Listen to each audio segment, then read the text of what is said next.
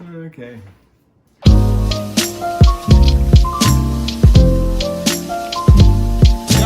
Today we're going to make pork shoulder Matignon from Chef Thomas Keller's Masterclass.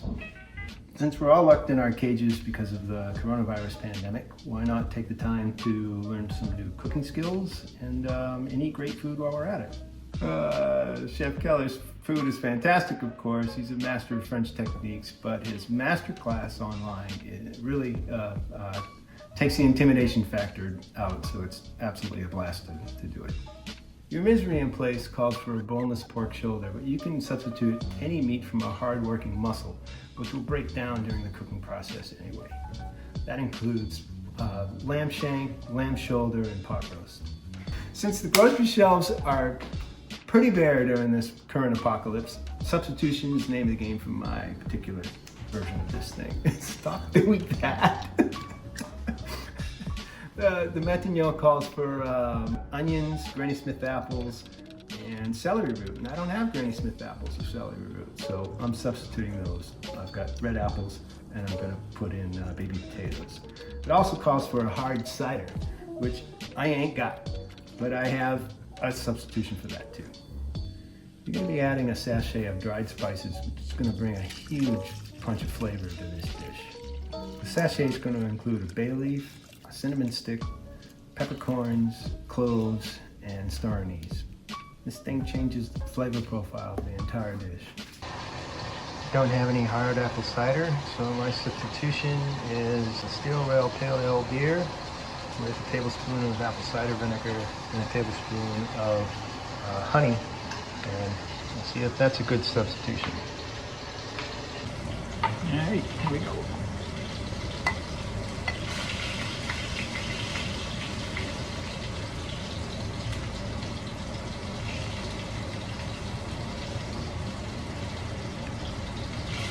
Perfect.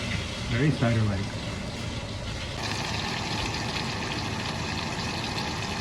Searing it.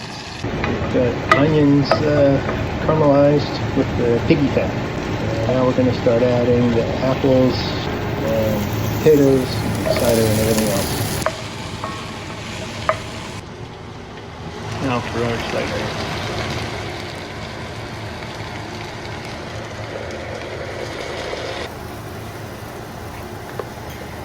Come over here and take a look in here. There we go. The pork shoulder goes back in the pot with all of the Matignon parts. They're bubbling and going, and we're going to stick this thing in the oven. Cover it up. It goes in the middle of the oven. Constant low there. This is at 275 for 4 hours. And then it's meat fall off the bone. There's actually no bone, but it would be meat fall off the bone. And in the Ponca City Blackwell area, 68 degrees today.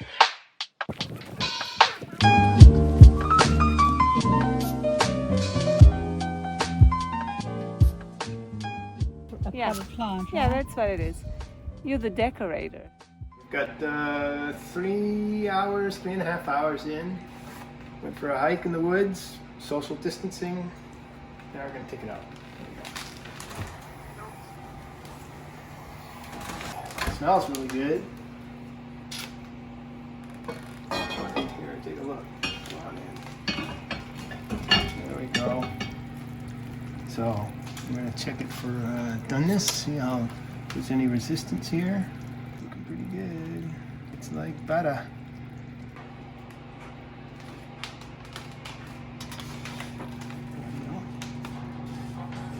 And we'll work on the sauce.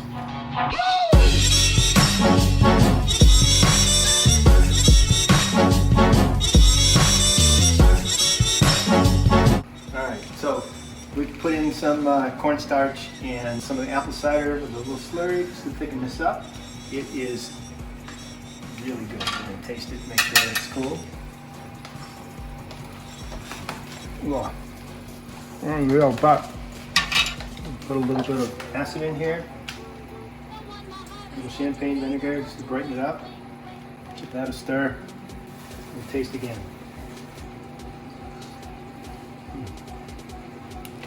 Perfect. There we go. I'm going to plate them up.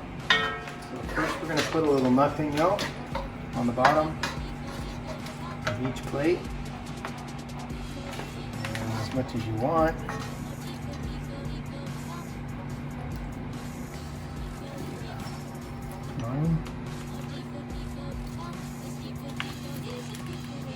This piece will be quite small.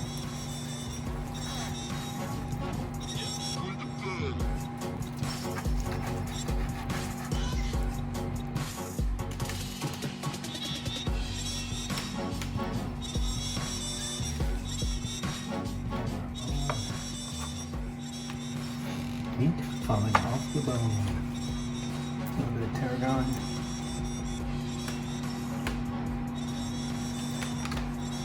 Now, that's it.